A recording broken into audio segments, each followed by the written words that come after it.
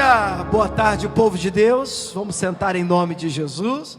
Hoje estamos com a presença do Bosco aqui com a gente, né, Bosco? Glória a Deus. Seja bem-vindo direto da sede aqui para nos visitar. Quantos estão alegres de estar na casa de Deus aqui essa tarde? Gente, é bom demais, né? Estarmos na casa do Senhor, na presença do Senhor. E é muito bom a gente poder se unir, se agrupar, se ajuntar para adorar a Deus, para louvar a Deus e também para receber uma direção do céu para a nossa vida. Gente, quarta-feira, o que a gente vem fazer na igreja mesmo? Quarta-feira? Orar pela família. Nós temos um alvo, nós temos um objetivo que para nós é muito claro, né? É algo muito certo. A gente já sai de casa tendo no coração essa meta, esse desejo. Nós queremos experimentar de uma família transformada, de uma casa mudada, abençoada pelo poder de Deus. E daqui a pouco nós vamos orar pela nossa casa, mas vamos orar uma palavra, vamos orar em cima de algo que Deus vai tratar com a gente. Abra sua Bíblia em 1 Crônicas, no capítulo 13. 1 Crônicas e Antigo Testamento, né? A Bíblia começa Gênesis, Êxodo, Levítico, Números, Deuteronômio, Josué, Juízes, Ruth, Samuel, Reis e Crônicas. 1 Crônicas, capítulo 13. Eu vou ler aqui para começar, vamos fazer uma introdução, os versículos 1, 2 e 3. Aí daqui a pouquinho eu dou o tema para você. 1 Crônicas, capítulo 13, versículos 1, 2 e 3.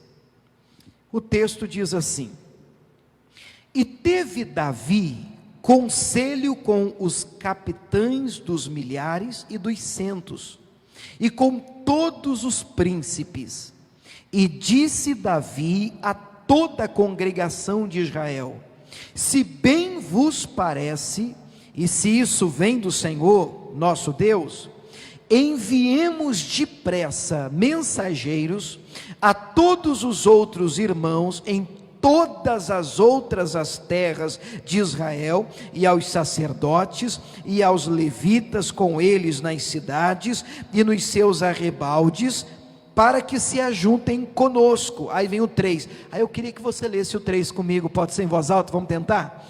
E tornemos a trazer para nós o que, igreja?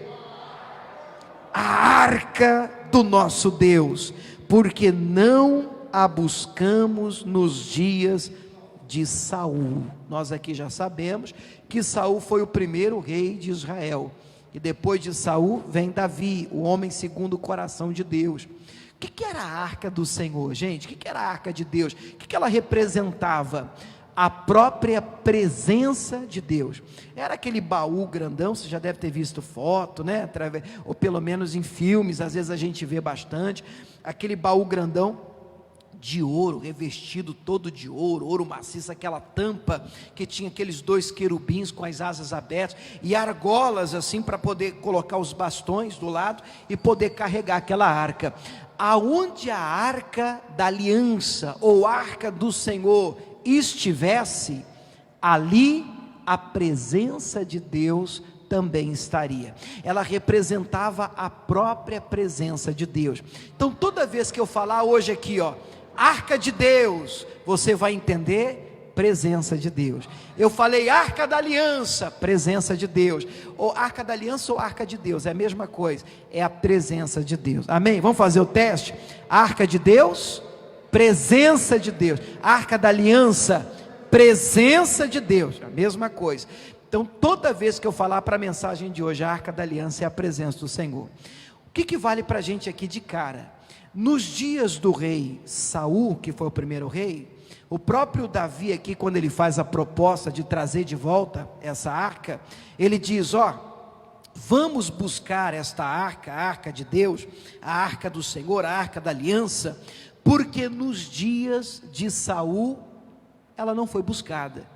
Ninguém se preocupou durante o reinado de Saul em trazer para o reino a arca do Senhor. O que eu acabei de falar? Ninguém se preocupou nos dias do reinado de Saul em trazer para o reino o que? A presença do Senhor. porque a arca de Deus é a presença do Senhor. E reinar sem a presença do Senhor é fria. Tocar um negócio sem a presença do Senhor é fria. Qualquer coisa que você faça, principalmente, como hoje é quarta-feira, erguer e edificar um lar, sem a presença, sem a arca do Senhor, também é fria. Nós precisamos, em tudo aquilo que a gente for fazer, trazer para nós a arca do Senhor. Quem está entendendo, diga amém. Davi então está bem intencionado. Davi tem um plano. Vou trazer, não buscaram nos dias de Saul, mas eu vou buscar. Ninguém se preocupou no reinado de Saul, mas eu vou me preocupar, e eu vou trazer ao reino, ao meu reino, a arca de Deus, a presença de Deus. Segundo Samuel capítulo 6, vamos lá? É a mesma história, mas aqui tem um versículo que eu quero destacar. Segundo Samuel capítulo 6. Segundo Samuel capítulo 6. Só você voltar um pouquinho aí que você já encontra.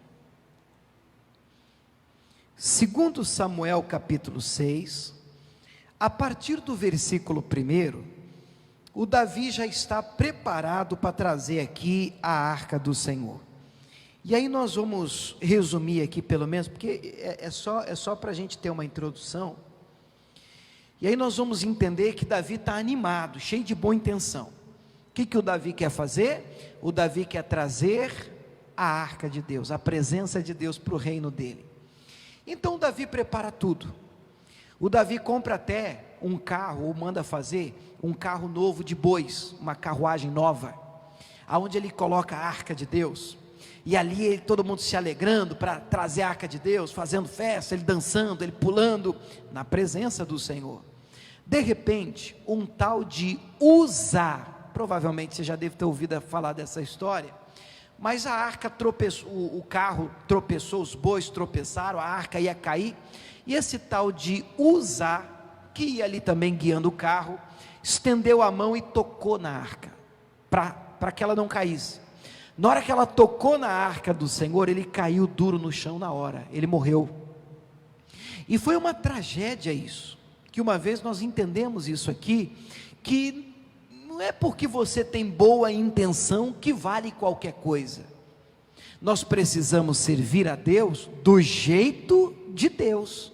Amém, pessoal? Senão nós corremos o risco de tentar agradar a Deus sem saber do gosto de Deus. Eu lembro que quando eu falei alguma coisa sobre isso aqui, eu citei até essa questão do café. Vocês lembram disso?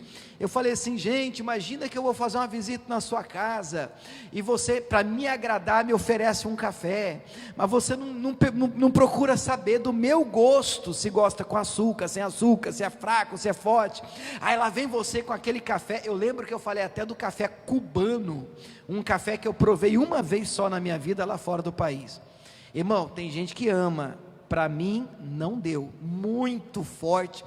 Tomei um pouquinho assim, meu Deus, parecia que o coração, eu falei, o que é isso? Nunca mais eu tomo um negócio desse aqui, isso aqui é pior do que energético, um negócio forte demais. Não é do meu gosto, não é do meu agrado, mas há quem goste, porque gosto é uma coisa muito pessoal. Imagine que aí você, para tentar me servir, vem com um café desse, que meu Deus do céu, levanta defunto.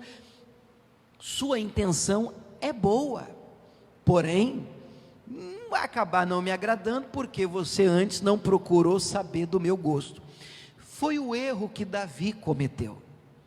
O Davi fez tudo cheio de boas intenções. Ele coloca a arca em cima de um carro de boi, de uma carruagem, e ele faz tudo bonito, humanamente falando. Ele está dançando, ele está se esforçando, ele está se alegrando, mas quando Uzá toca na arca, ele cai duro no chão, e o Davi percebe, opa, tem alguma coisa de errado aqui. Alguma coisa não está de acordo com o gosto de Deus. As coisas não estão saindo do agrado do Senhor. Perceba que de boa intenção não basta, só boa intenção não basta. Nós precisamos descobrir como é que o Senhor gosta do café, como é que Ele quer ser servido. Amém, pessoal? Quem está entendendo, diga amém. E então, depois que acontece essa tragédia, surge a pergunta de Davi, que é o tema da mensagem de hoje. Versículo 9, vamos ler o 9? Toda a igreja em voz alta de trombone, vamos tentar o 9 juntos? E temeu Davi ao Senhor naquele dia, e disse, o que o Davi diz? Essa é a pergunta, igreja: como virá a mim a arca do Senhor? Vamos mais uma vez? Como virá a mim a arca do Senhor? Gente, eu não sei se você consegue enxergar assim. Para mim, nós estamos diante de uma das orações mais importantes da Bíblia. Como trazer a arca do Senhor? A propósito, igreja, o que é a arca do Senhor mesmo, igreja? Presença do Senhor. Então, no lugar da arca do Senhor, vamos falar presença do Senhor? Então, como seria a frase? Como trarei a mim a presença do Senhor? Diga glória a Deus. Você quer ver a coisa ficar um pouquinho melhor para nós hoje, quarta-feira, para o nosso projeto, para o nosso propósito? No lugar de mim, nós vamos colocar minha casa. Quer ver como é que fica? Como trarei para minha casa a presença do Senhor? Não é uma pergunta maravilhosa, irmãos? Pois esse é o tema da mensagem de hoje. A pergunta que Davi fez há muitos anos atrás, eu penso que ela precisa continuar sendo feita nos nossos dias. Meu Deus, como é que eu trago para o meu casamento a tua presença? Meu Deus, como é que eu trago para a minha igreja a tua presença? Como é que eu trago para o meu trabalho a tua presença? Como é que eu trago para a vida dos meus filhos a tua presença? Como trarei para o meu lar a arca do Senhor? Como? Eu não quero, Senhor, tentar, mesmo que cheio de boas intenções, atrair a tua presença, meu Pai, sem conhecimento, sem entendimento, porque isso pode acabar em tragédia. Não adianta eu ser muito bem intencionado, eu quero trazer Deus para o meu casamento, e eu começo a fazer coisas que Deus não quer que eu faça. Eu estou desinformado, estou trabalhando sem entendimento, estou correndo, lutando sem compreensão da palavra de Deus. Então não basta a boa intenção. Meu Deus, Deus sabe, conhece meu coração, pastor, então eu vou trazer Deus para minha casa. Mas como você vai fazer isso também é muito importante. Isso precisa ser feito da maneira certa. E qual é a maneira certa? É do jeito de Deus. E qual é o jeito de Deus, pastor? É o jeito da palavra. É a palavra do Senhor. Nós temos um livro de regras, nós temos um livro de dicas, nós temos um livro de orientações, é um manual do ser humano. O problema, irmãos, é que a maioria das pessoas não gosta muito de manual, não gosta muito de instrução, de livro de instrução. Particularmente eu percebo que o brasileiro ele tem muita dificuldade, em regra, tá? Tem exceção, com manuais. Por exemplo, eu uma vez comprei para o meu menino um brinquedo chamado Lego. Já ouviu falar do Lego? Lego é aquele brinquedo que vem numa caixa, um monte de pecinha colorida, e vem com uma espécie de mapa de instruções, para você conseguir montar, fazer acontecer aquilo que, então, um monte de pecinha jogada, bagunçada, vira a foto da capa. Acontece muito com quebra-cabeça também, né? E aí, irmãos, se você não seguir as instruções, eu lembro que eu comprei para o meu menino, eu falei assim, quem que precisa de instrução? Eu vou montar isso aqui na marra. Rasguei, e as peças vêm tudo separado, de cores, de tamanho, tudo certinho. O que eu fiz? Fui rasgando os saquinhos, joguei tudo junto, misturei, montei, mas sobrou tanta peça, irmãos, o negócio ficou todo torto, o negócio ficou mal montado, até o meu filho falou assim para mim, pai, não tem nada errado. Eu, não, o negócio está certinho, tem que ser desse jeito mesmo. Mas, irmão, tudo errado. Eu tive que desmontar, e deu mais trabalho para refazer, para remontar, do que se eu tivesse simplesmente do início separado, porque lá na regra está, lá no manual de instruções, separar por cores, por tamanho, aí tem a peça 1, que vai na 2, e todo cheio de coisa. Enfim, quando nós seguimos as instruções, tudo se encaixa perfeitamente. Diga glória a Deus. Irmãos, o que eu quero com a mensagem de hoje, o nosso culto? Eu gostaria de te dar 3 instruções básicas de Deus, da parte do Espírito Santo, de como atrair, trazer a arca de Deus para dentro da sua casa. 3 instruções bíblicas, não é uma coisa minha, da minha cabeça. 3 instruções bíblicas. Eu queria que você considerasse isso, porque além de Bíblia, e é importante, né, que isso esteja na Bíblia, porque senão não vai adiantar nada. A instrução tem que ser do Senhor e não do pregador, tem que vir do céu, senão nós estamos perdendo tempo.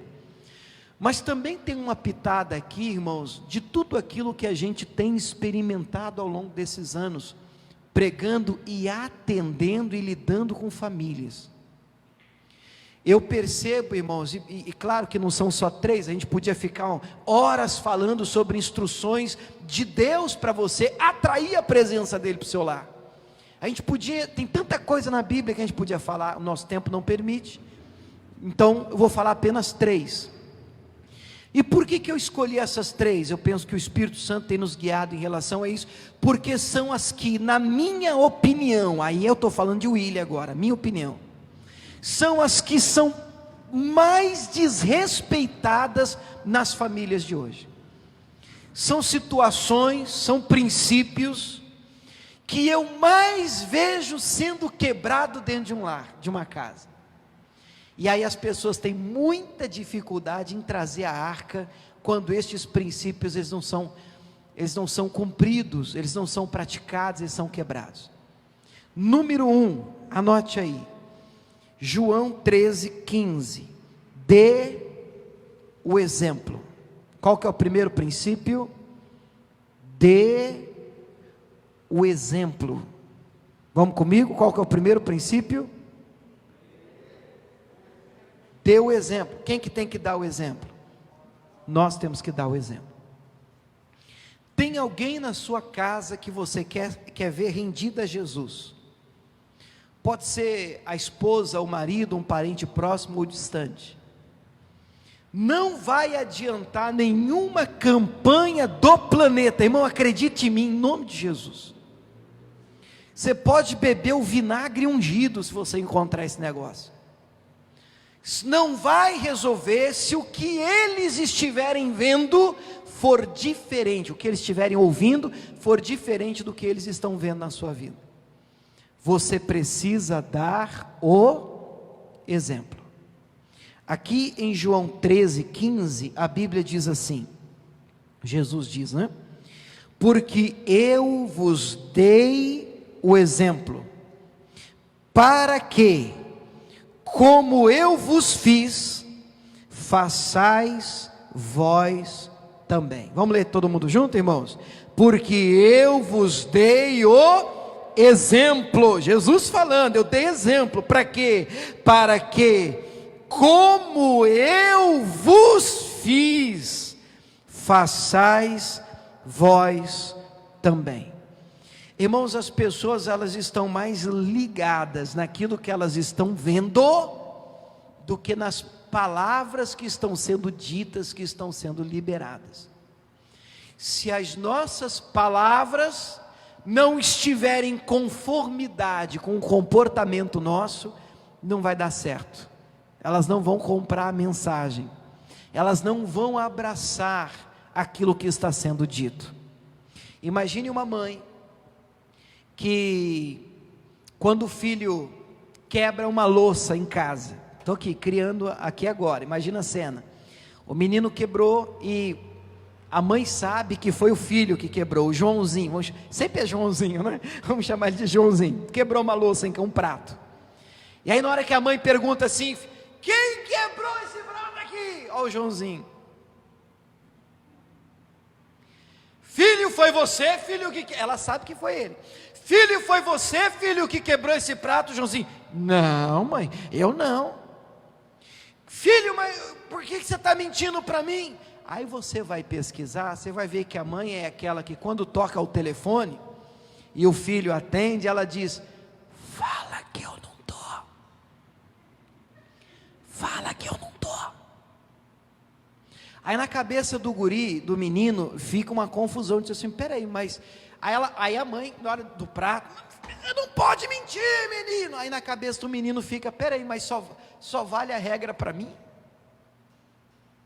A regra não vale para a senhora, não? Porque nós ensinamos mais com o nosso exemplo do que com as nossas palavras. Então vamos fazer um exercício rapidinho aqui, sentado mesmo. Põe sua Bíblia no colo, deixa as duas mãos livres. Olha aqui para mim, está olhando para mim? Tem que ser rápido, tá? Bate a mão assim, esquenta a mão. Rapidinho, rapidinho, rapidinho. Estão me ouvindo? Ó, coloca a mão no coração agora, coloca. Por que você pôs na testa? Porque você imita o que eu faço. Eu falei para você pôr no coração, mas sua mão foi para a testa porque você me viu colocando a mão na testa. Comportamento fala mais do que, se você não estiver ligado, você vai para aquilo que eu estou fazendo. Olha o que Jesus diz em Mateus 23, Mateus 23, Jesus dá uma surra nos fariseus, e olha só o que é que Jesus diz aqui, gente, interessante. Mateus 23, versículo 1, Mateus 23, 1, diz assim: então falou Jesus à multidão e aos seus discípulos, dizendo, na cadeira de Moisés estão assentados os escribas e os fariseus, observai, pois, e praticai tudo o que eles vos disserem, falarem, ensinarem, mas, o que Jesus diz agora? Não procedais em conformidade com as suas obras. Por quê? Como é que termina? Porque dizem e não praticam. Meu Deus, que surra, que cruzado, que Jesus. Irmão, você vê Jesus perdoando todo tipo de gente na Bíblia, prostituta, aquela que foi apanhada no próprio ato adulterando, você vê cobrador de impostos, Jesus falando para as pessoas, vai, não peques mais, todo tipo de pessoa, até o ladrão na cruz, ele inaugura o paraíso. Hoje mesmo estará comigo no paraíso. Jesus disse para aquele homem que passou a vida toda roubando, mas se tinha uma turma, irmão, que apanhava todo dia de Jesus, eram os religiosos da época, os fariseus, os doutores da lei. Por quê? Porque eles falavam de algo que não praticavam. Como é que é o nome disso na Bíblia? Hipocrisia. E a palavra hipócrita vem de teatro. A palavra hipócrita vem de fingido, aquela pessoa que mostra uma coisa que não é, que está atuando, e com Deus a atuação não funciona. A sua família, quando o assunto é família, irmãos, a coisa fica mais séria, porque pense em alguém que te conhece, é a sua família, não tem jeito. Na igreja a gente consegue dar uma espiritualizada, a gente dá uma, como um colega meu fala, uma angiada, né? Vira anjo, mas em casa, querido, não tem jeito, eles te conhecem, então precisamos dar o exemplo, senão não tem jeito, amém? Então qual é o primeiro princípio? Dê o exemplo. Segundo princípio, vamos para 3, né? Segundo princípio, cuidado com as suas palavras. De novo, cuidado com as suas palavras. Eu penso que esse anda de mãos dadas com o primeiro. O primeiro, quando eu digo deu exemplo, eu estou mais ligado, me referindo a um exemplo de comportamento, um exemplo comportamental. Agora, quando eu coloquei aqui o segundo como cuidado com as suas palavras, é literalmente isso, cuidado com o que você fala. Olha só Mateus capítulo 12, versículo 36. Diz assim, Mateus 12, 36. Mas eu vos digo que de toda palavra ociosa que os homens disserem, hão de dar conta no dia do juízo. Uma palavra ociosa, uma pessoa ociosa, uma pessoa preguiçosa. Uma palavra ociosa é uma palavra que não precisava ser dita. Para que falar isso? E olha, 80%, 90% das coisas que falamos são completamente desnecessárias. Comentários completamente desnecessários. Então o homem vai prestar conta de tudo que sair da boca. Aí vem o 37, ó. Por que, igreja? Porque por tuas palavras serás justificado, e por tuas palavras serás condenado. Então há um poder de justificação ou de condenação nas nossas palavras. Eu gosto muito de Atos 16, vamos abrir lá rapidinho. Quando a gente fala do poder de uma palavra para a conversão de alguém, para a mudança de vida de alguém, para mim fica muito difícil de não citar esse exemplo. Quando o assunto então é família, o exemplo fica mais forte ainda, gente. Atos 16. Atos 16. Aí eu vou resumir um pouquinho por conta do nosso tempo, mas deixa eu te falar uma coisa. A partir do verso 16, a Bíblia conta a história daquela jovem que tinha um espírito de adivinhação. Você lembra dessa historinha, pessoal? A gente já aprendeu aqui, né? Ela vinha atrás de Paulo e Silas, ela vinha gritando: esses homens são de Deus, servos que vos anunciam a salvação, são servos do Deus Altíssimo. Ela fez isso por muitos dias, o texto diz. Aí o irmão vai passando aí enquanto eu vou falando. Aí Paulo ficou perturbado, incomodado com aquela falação dela, percebeu pelo Espírito que aquilo era maligno, voltou-se e disse ao Espírito: em nome de Jesus Cristo te mando, sai dela. E na mesma hora saiu, ela ficou livre. Diga glória a Deus, irmãos. Mas ela perdeu a habilidade de adivinhar as coisas, e com isso ela já tinha empresário, senhores que tomavam conta dela, perderam lucro, mandaram prender Paulo e Silas, bateram neles antes, praça pública, rasgaram as roupas, olha que vergonha, lançaram no cárcere interior, amarraram os pés no tronco, perto da meia-noite, versículo 25, vamos ler o 25? Perto da meia-noite, Paulo e Silas faziam o que, igreja? Oravam, que mais? E cantavam hinos a Deus. Agora vem a frase: e os outros presos os escutavam. Eu tenho uma mensagem que eu não sei se está gravada ou não, mas eu intitulei ela: tem sempre um preso te ouvindo. Ô pastor, mas eu não tenho presídio do lado da minha casa, não.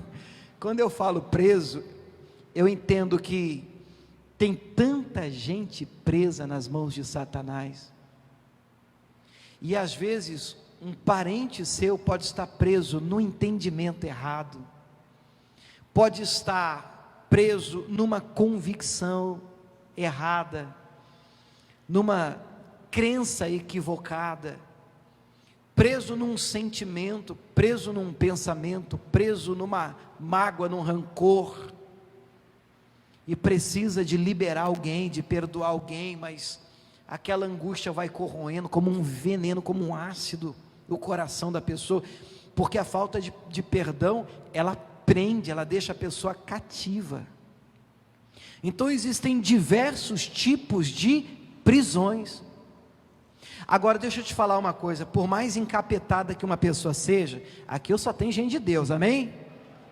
Vamos tentar de novo, que é um elogio, tá, irmãos? Aqui só tem povo de Deus, amém? Pronto, só tem homem e mulher de Deus.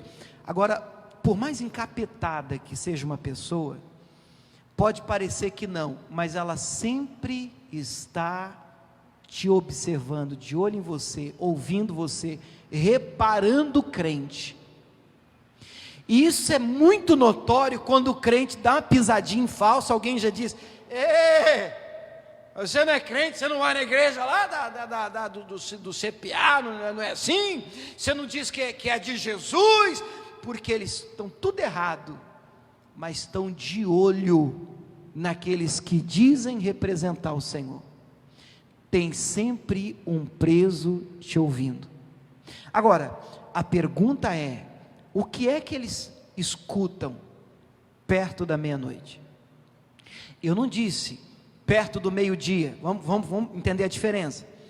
Quando está tudo claro, quando vai tudo bem, quando o sol está brilhando, quando a brisa está na sua vida, enfim, você está vivendo um momento bom. É fácil orar e cantar hinos a Deus, amém, irmãos? É moleza, moleza.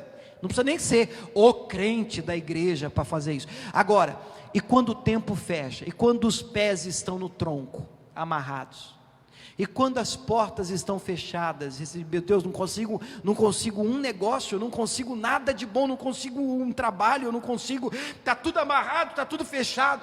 Agora, meia-noite, perto da meia-noite, escuro, você não vê uma saída, porque isso representa a escuridão, não vê uma saída, falta uma direção, você não enxerga o que fazer.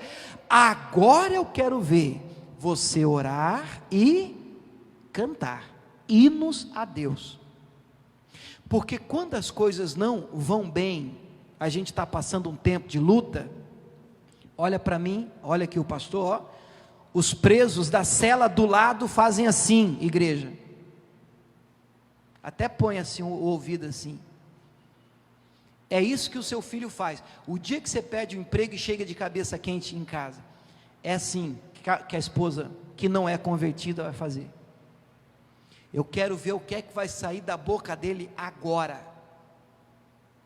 Eu quero ver o que é que vai sair da boca dela agora. Eu lembro de uma irmã que foi obreira minha na primeira igreja que eu pastoreei. Acredite, eu sou um jovem pastor. Fala amém, irmãos. Que é assim, a gente ensina as pessoas. Eu sou um jovem pastor, mas já tem um tempinho já pregando. Vila Cisper, zona leste de São Paulo. O nome dela Rita, que Deus abençoe se um dia ela assistir isso. Ela ainda é obreira lá acho que em Matarazzo, na zona leste de São Paulo. Mas nós abrimos a igreja da Vila Cisper. Alguém conhece? O bairro da Vila Cisper de São Paulo conhece. Tem uma grande fábrica ali de cristais. O marido dela, João, o nome dele, trabalhava no metrô de madrugada. Aquele cara que fazia manutenção, metrô de São Paulo. Ele trocava a noite pelo dia, não era convertido, depois ele se converteu. Ela era uma convertida. Irmão, ela começou a ir na igreja. O dia que ela entrou na igreja, ela entregou a vida para Jesus, mas ela era uma pessoa, antes de entregar a vida para Jesus, muito difícil. Ela já correu com ele com faca na mão para matar ele dentro de casa. Ela conta o testemunho, vocês precisam ver. Ele mesmo contando o testemunho, disse: pastor, cansei de me trancar no banheiro e dormir no banheiro com medo dessa mulher me matar de noite. Ela ficava dando facada na porta. Hoje eu entendo que era um demônio mesmo, né? Pá, sai daí, miserável, hoje eu te mato. Pá, faca assim, dando facadas na porta. Um dia, esse homem voltou, saiu do trabalho dele, ele trabalha de madrugada, passou no boteco, não tinha dinheiro para tomar cachaça, ele não era convertido, ele era uma pessoa difícil. O que esse cara fez, irmão? Ele trocou a aliança de casamento por um copinho de cachaça. Gente, esse cara chega mais alterado em casa, quando essa mulher vê ele sem aliança, cadê a aliança? E ela assim, meio assim, né? Falou assim, irmão, essa mulher quase matou ele, deu polícia e tudo. Mas um dia ela entregou a vida para Jesus. Estava até fazendo uma campanha, que eu acho que vocês já devem ter feito, quarta-feira era muito comum na nossa igreja, entregar uma rosa, a pessoa levar para casa, e ela levou uma rosa, e entregou para ele essa rosa, e ele achou muito esquisito, ele olhava assim para ele e falou assim, que essa mulher está querendo me matar. Ele disse que quando ela cozinhava, ele não comia, porque ele achava que ela tinha posto veneno, porque ela começou a mudar, e tratar ele bem. Um dia, ele me contou, ele falou assim para mim, pastor, um dia eu segui ela escondido. Eu fiquei pensando, onde é que essa mulher está indo? Porque essa mulher está muito esquisita. Aí, detestava a igreja. Passou, seguindo ela de longe, viu ela entrando dentro de uma igreja da graça, de tarde, num culto, de quarta-feira, fazendo campanha de oração por ele, para ele se converter. O tempo passou e ele me confidenciou, hoje que ele é de Jesus, na época ele disse assim para mim, pastor, eu vou ser muito sincero, eu pensei comigo, o lugar que essa minha mulher está indo, sabe, deve ser bom demais, porque para mudar a minha mulher, o negócio tem que ser forte mesmo. Mas Deus mudou a vida dela, a vida da Rita. Hoje ela é uma obreira do Senhor Jesus, e ele se converteu por causa da mudança de comportamento dela. Tem sempre um preso te ouvindo, e se você continuar lendo essa história que é conhecida, você vai perceber que o carcereiro, ele quer se matar, depois que o terremoto acontece, ele pensa que todo mundo fugiu, e o texto diz que Paulo grita, não te faça nenhum mal, todos estamos aqui. O carcereiro tremendo pergunta para Paulo e Silas, senhores, no verso 30, o que é necessário fazer para me salvar? Deixa eu te perguntar, irmãos, você já imaginou um parente seu problemático, não é de Jesus a pessoa, virar para você e dizer assim, mãe, pai, meu bem, marido, esposa, o que eu faço para ser salvo? Não é um sonho você ouvir isso de alguém que até então anda com o coração endurecido em relação ao Senhor, e a pessoa vira para você e diz, o que eu faço para ter o Deus que você tem, para abraçar a salvação que você abraçou, o que eu faço para ser salvo? Agora, a resposta é conhecida nossa, 31, vamos todo mundo, coral da graça de Deus, o que diz o 31, igreja? Eles disseram, crê no Senhor Jesus Cristo, e serás salvo tu, e a tua casa. Agora toda essa transformação, inclusive na casa, nesse ambiente, nessa família, só foi possível porque perto da meia-noite, você não ouviu Paulo e Silas xingando, murmurando, maldizendo. Eu não vejo Paulo virando para o Silas, aí, a gente faz tudo certo aí, fazendo a obra de Deus, e olha o que a gente ganha, toma na cara, também Silas, saindo dessa cadeia aqui, eu não faço mais nada também, pronto, e tem gente ouvindo. Aí um filho escuta e pensa assim, está vendo, por isso que eu não vou na igreja, por isso que eu não me envolvo com o ministério, por isso que eu não quero saber de obra de Deus. Você não está vendo meu pai falando, minha mãe falando, cheio de injustiça. Você nunca vai ouvir da boca deles, o que eu faço para ser salvo? Você entendeu o que eu estou falando, irmãos? Perto da meia-noite, o seu discurso tem que ser um discurso que atraia eles para Cristo. Como trarei a arca para minha casa? Primeiro, dando exemplo. Segundo, cuidando das suas palavras, porque eles, pode não parecer, mas eles estão te ouvindo. Eu me lembrei rapidinho, deixa eu contar para vocês, dá tempo, de uma outra conversão muito 10, irmãos, muito 10, a gente escuta alguns testemunhos, esse também é antigo, E a gente vai guardando isso no coração, o Espírito Santo vai lembrando. É uma senhora que também, casada, vinha na igreja, claro, não aqui, faz muito tempo, mas na Igreja da Graça. E ela, marido bravo, não era convertido, durão, quer saber de Deus. Quando passava o programa do missionário, xingava o missionário, xingava a televisão, queria até quebrar a TV, brabão, nervosão, né? Aquele ogro, aquela pessoa que precisava de um encontro com Deus mesmo. E aí o texto, essa mulher, o programa que ela conseguia assistir do missionário, era só de madrugada, mas tinha um problema, só tinha televisão no quarto, ela contando testemunho, e no quarto ela está dormindo com ele, com o marido. Ela acordava de madrugada, e não tinha esse negócio de fone, né, de ouvido, ou um lugar para pôr na televisão, encostava o ouvido bem assim na televisão, e deixava a TV baixinha, para ela poder ouvir o programa, para ela poder receber a mensagem, entender a mensagem. Tempos depois ele se converteu, amém? Aí eu te conto, ele contando, ele falou assim: ô pastor, você acha que eu não sei que ela ouvia o missionário de madrugada?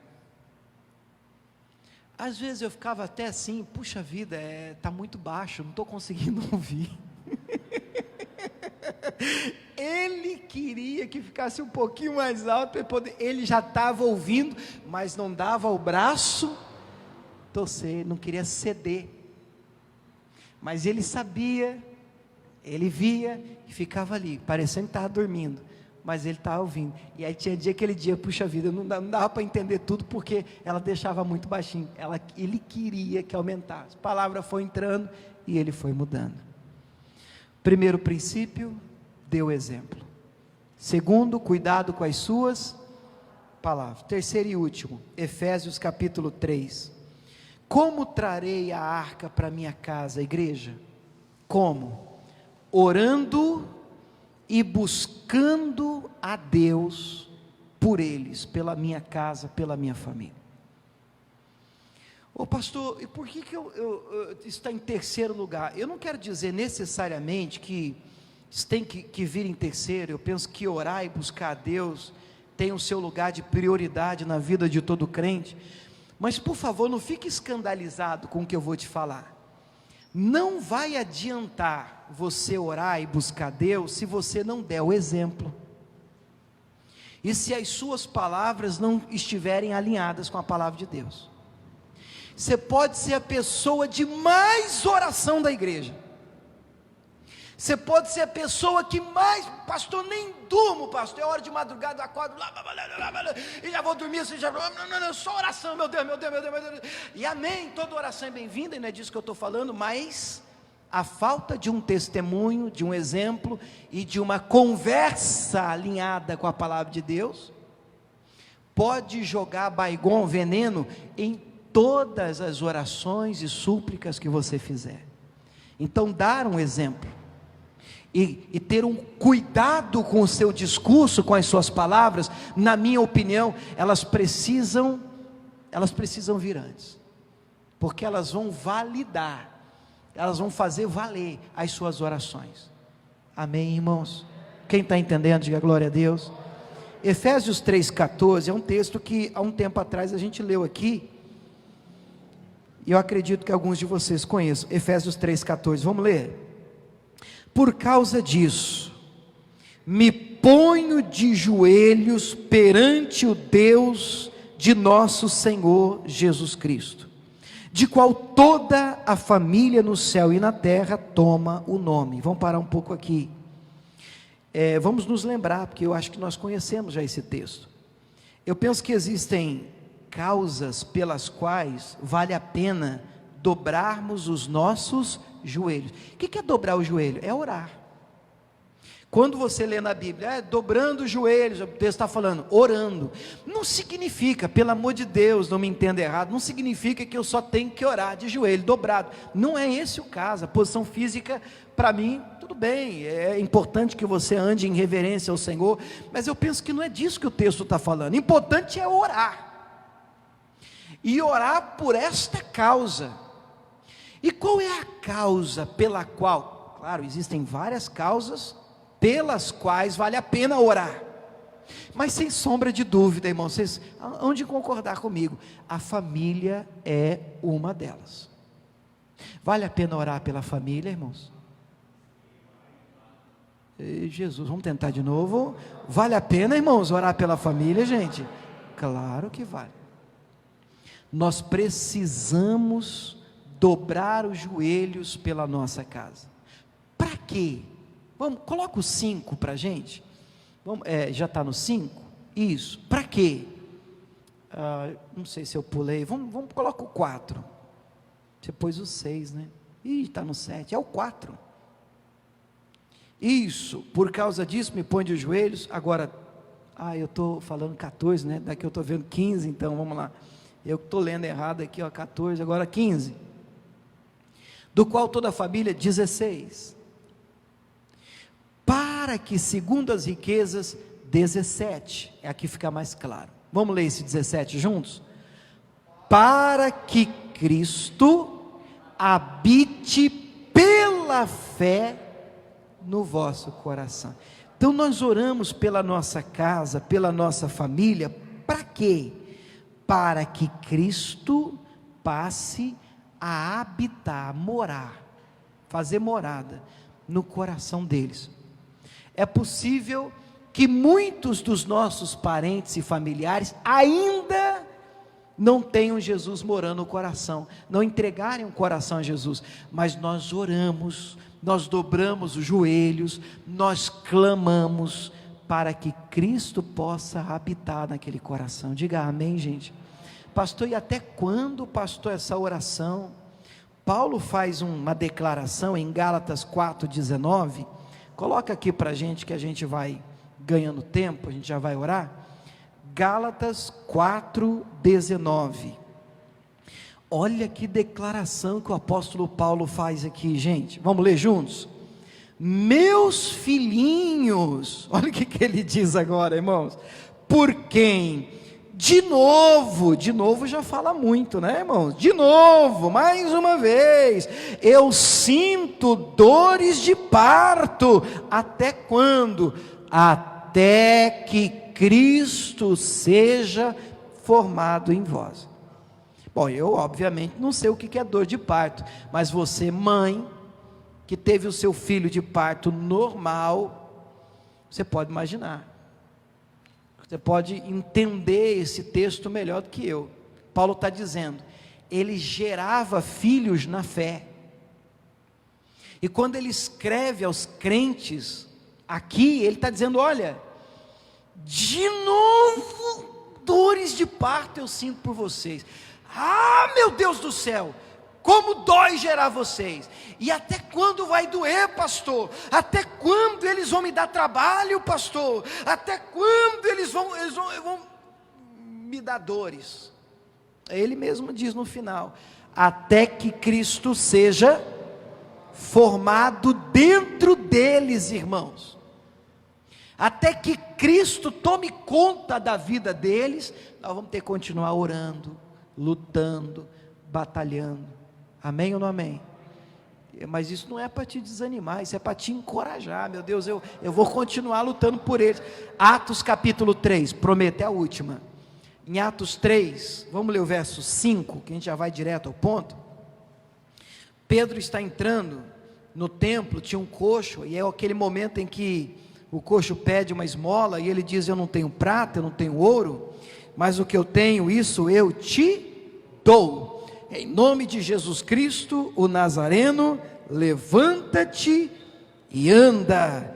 Aí vem o versículo, vamos ler a partir do 5, né? Porque aí faz sentido. Olhou para eles, esperando receber alguma coisa, e disse o Pedro, eu não tenho prata, eu não tenho ouro, mas o que eu tenho, isso eu te dou. Em nome de Jesus Cristo, o Nazareno, levanta-te e anda. Aí vem o próximo, e tomando pela mão direita, o que fez?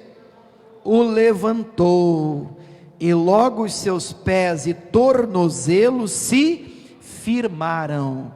Então olha um minuto para mim. Claro que aqui o texto está falando fisicamente mesmo, né? Pedro estendeu a mão, levantou, e levantou ele pela mão. Você consegue imaginar a cena?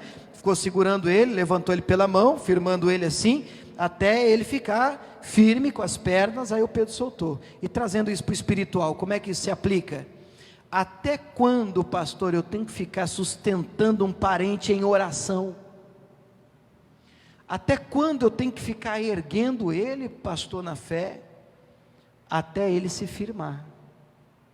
Você só pode soltar ele a hora que ele estiver firme. Porque se você soltar, parar de orar e ele cair, é porque ele não está firme. Como é que eu sei que ele está firme? Olha, eu soltei, agora ele ora sem eu precisar pegar no pé, ele lê a Bíblia sem eu precisar carregar ele, bronquear, brigar com ele, vem na igreja sem eu precisar gritar com ele, pegar no pé. Então agora ele sozinho firmou seus passos, tornozelos, artelhos, diz uma tradução. Ficou firme, pronto. Vai buscar outro, vai levantar outro que está caído, e assim nós vamos ganhar toda a nossa família para o Senhor Jesus. Diga glória a Deus. Vamos aplaudir o nosso Deus, que Ele merece. Ô glória! Fique de pé aí onde você está, por favor. Quais são os 3, Cauê? Você pode deixar aqui para a gente aquele último slide, só para a gente deixar isso entrar no coração. Quais são, bom, o tema de hoje, a pergunta de hoje é: como trarei a mim, para minha casa, a arca, a presença de Deus? Aí o último slide tem tudo pronto. Mais um. Vai, querido, isso. Como trarei para minha casa a presença de Deus? Qual que é a primeira coisa que eu tenho que fazer? Dê o exemplo. Primeira coisa, eu tenho que dar o exemplo. Segundo, cuidado com as suas palavras.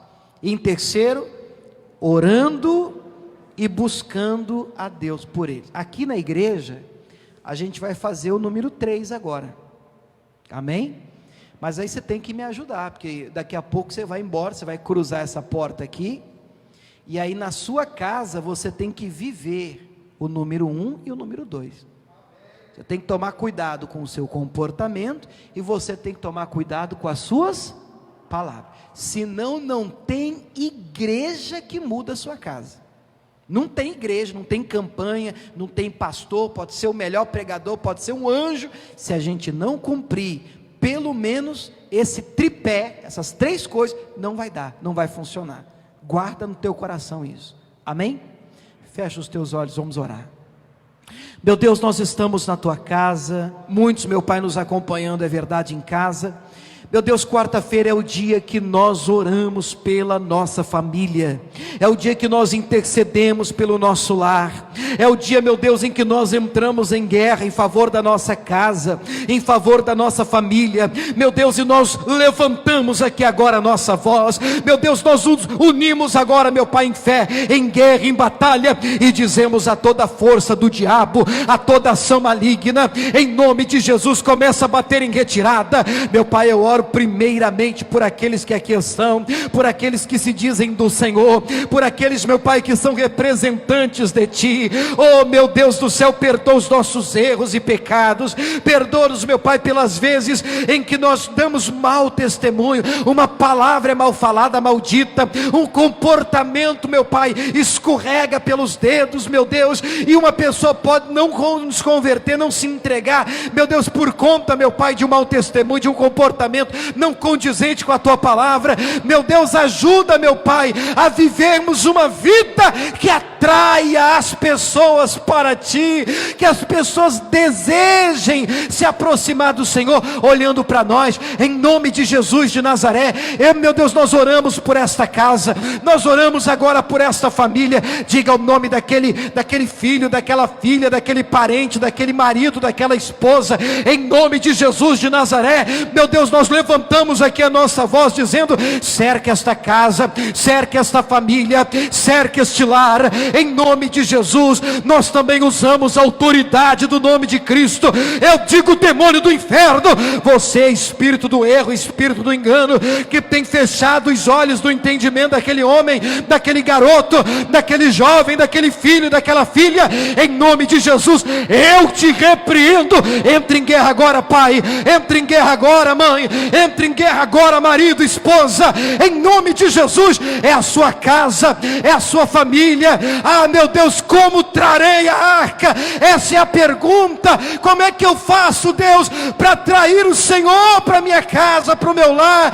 Eu digo, toda a ação do inferno não pode impedir, e não irá nos impedir de fazer o que for necessário, o que for preciso, para que a tua presença nos alcance, para que a tua graça tome conta do nosso lar. Oh querido, abençoe a sua família, abençoe a sua casa, abençoe os seus agora, declara vida sobre eles. Se você hoje se encontra num vale como profeta, libera vida em nome de Jesus. Ossos, ouvi a palavra do Senhor. Aqueles que estão desviados, aqueles que estão perdidos, aqueles que estão com o coração endurecido, aqueles que estão com a mente cauterizada, aqueles que já não escutam, aqueles que já não recebem a palavra, nós oramos por eles dizendo: muda, Deus, transforma, Deus, opera, Deus, livra, Deus. Enquanto nós oramos, igreja, Deus trabalha. Enquanto a igreja ora, Deus opera, Deus liberta. Foi assim com Pedro, que estava preso, mas a igreja fazia contínua oração por ele a Deus, contínua oração por ele diante do Senhor. É o que nós fazemos agora. Ah, livra, Deus, transforma nossa casa, muda aquele ambiente, em o nome de Jesus de Nazaré. Levante as mãos para esse Deus, diga: Pai, me ajuda, Senhor, em primeiro lugar, a trazer a tua presença, a tua arca, para a minha casa, para a minha família, em nome de Jesus. Me ajuda a dar o exemplo, me ajuda a cuidar das minhas palavras, me ajuda, Deus, eu lhe peço, em nome de Jesus, a continuar orando, guerreando, batalhando pela minha família, sem olhar para trás, sem desistir, em nome de Jesus. Quem crê, diga amém. Vamos aplaudir o nosso Deus, igreja.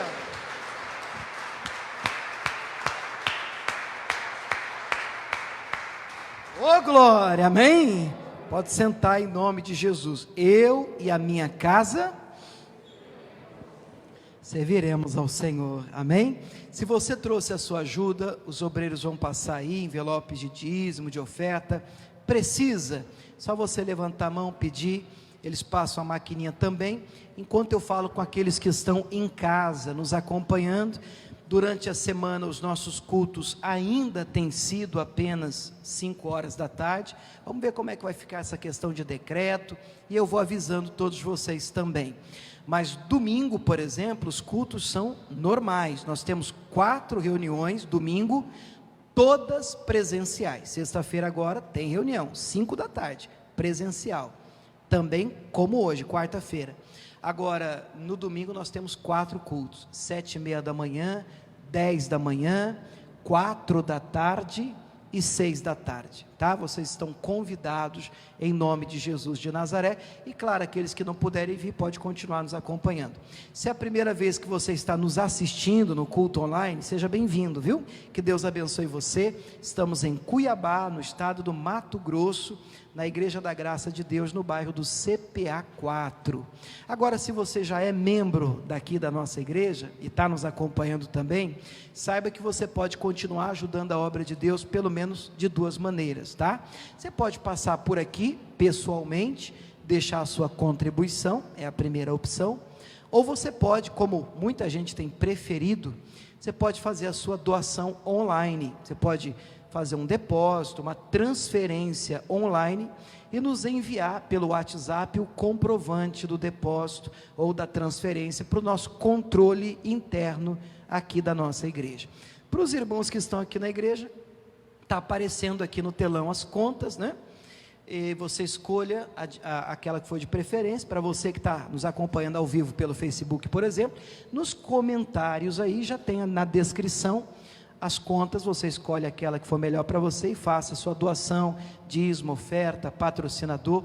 Só não esqueça de nos enviar o comprovante para esse telefone de WhatsApp, que é o 65, DDD aqui de Cuiabá no Mato Grosso, é 65, e aí vem o número do WhatsApp, 992552568, mais uma vez, 992552568, amém? Que Deus abençoe você, e quero agradecer também aqueles que têm nos ajudado com doação de alimentos, arroz, feijão, enlatados, macarrão, sal, açúcar, óleo, leite.